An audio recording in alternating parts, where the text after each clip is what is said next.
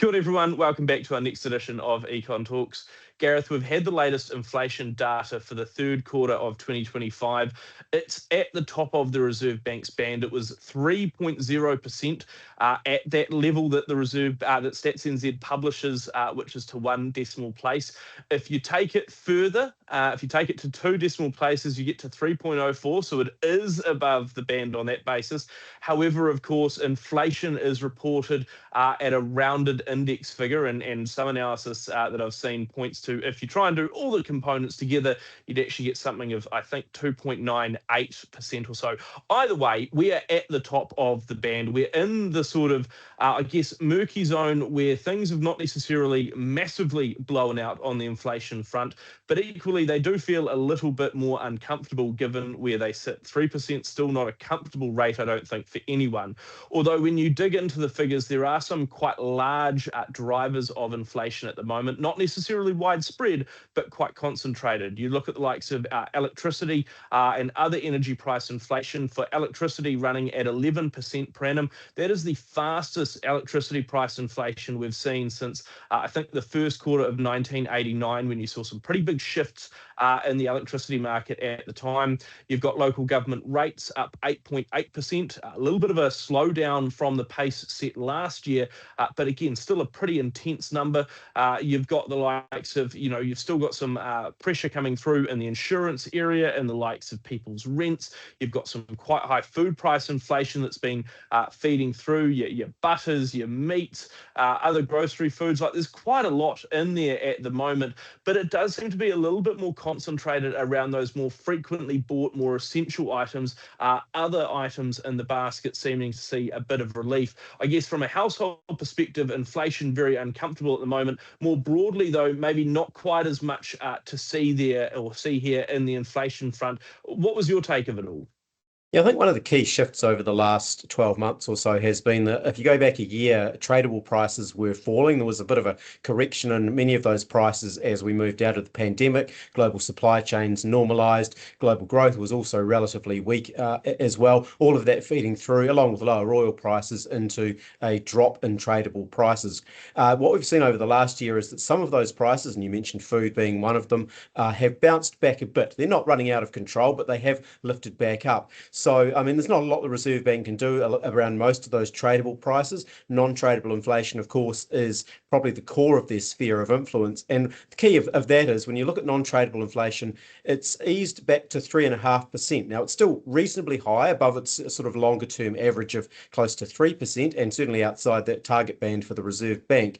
But it is continuing to show signs of easing. It's running at its slowest rate in 4.5 years. So the Reserve Bank will be looking at that and going, okay, across the domestic economy more broadly, once we strip out some of these sort of government and regulatory related price increases, once we strip out the stuff that we can't particularly influence, like you say, butter prices and meat prices, for example, there's not necessarily a lot of pressure in the system. You take house building costs, for example, they were flat, I think, the previous quarter, or slightly down, slightly up this quarter, but only by 0.1%. So that's quite symptomatic of the broader economy in terms of what we're seeing in the construction sector, where there's a lot more sharper pricing, potentially even some discounting going on, because there is not the demand pressure out there. Everybody's forecasts, when you look forward, are picking that inflation does moderate. In fact, even from the next quarter, starting to ease back, so that by mid to late 2026, we are seeing inflation back towards the midpoint of the Reserve Bank's target band. And so that is pretty much a core in terms of where monetary policy goes to from here.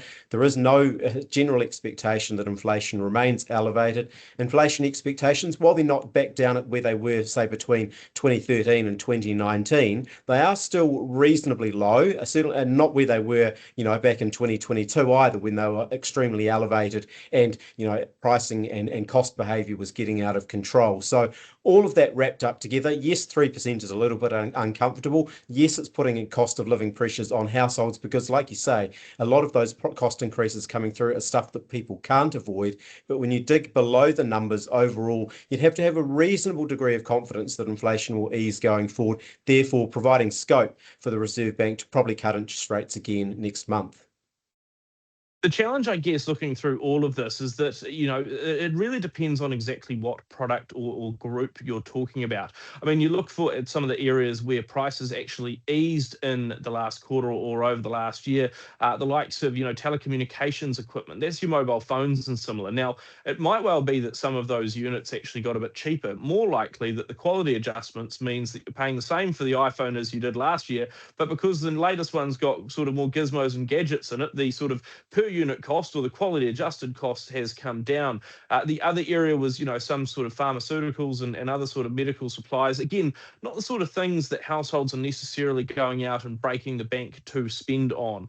There's, again, a little bit of discounting going on. Those figures always sort of jump around a bit. But you're right. I mean, the Reserve Bank's expectation, everyone's forecast expectations are for inflation to ease back. And that's sort of based on the idea that, look, the economy clearly isn't in a great spot at the moment. Still, spending is not jumping for joy. Therefore, businesses just won't be able to pass on prices increases to quite the same degree. They're going to have to be careful there. We've sort of heard that story before, and look, I'm not disagreeing, and I mean we talk about this all the time, but there is this just a little piece of I guess uncomfortableness sitting in the pit of my stomach that goes, surely we said the same thing when inflation was about to rip roar away. Now you're right that core inflation and everything else is a whole lot more settled. The likes of inflation expectations are a little bit more anchored, but the Reserve Bank has also said recently that they, in their surveys of what they see from households and businesses and similar, people seem to put a lot more stock on what recent inflation has been to dictate what they think inflation will be in the future, rather than sort of anything else too technical. So again, just a little bit of uncomfortableness that, again, there might be a little bit more pressure in the economy than we all think in a year's time when any further changes to monetary policy might take effect. But like you say, for the moment, seems odds on that there will be a further cut. How much further can the Reserve Bank go? And probably importantly, how much lower should they go? And when will they do that? Yeah, so we're forecasting another cut, taking the OCR down to 225 in November. We think that's probably the bottom of the cycle, particularly given that you've got a 3-month hiatus until the Reserve Bank's next meeting in mid-February.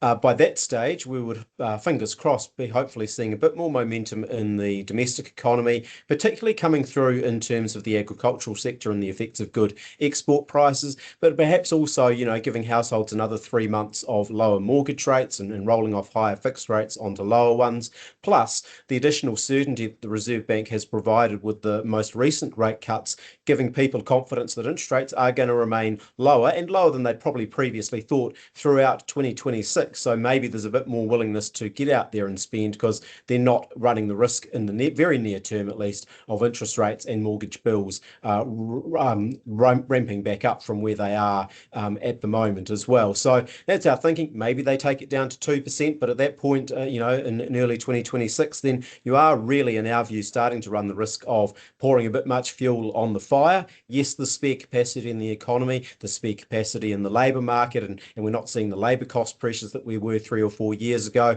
But, unemployment is still only 5.2%. So it's not like there's, hundreds of thousands of people are out of work and that labour market couldn't turn around reasonably quickly if demand does pick up. So, yeah, I think there does need to be an air of caution. You need to have an air of caution too about how that global economy is going and some of the potential effects of slower global growth on the export sector. But for now, one more cut probably should be enough for the Reserve Bank.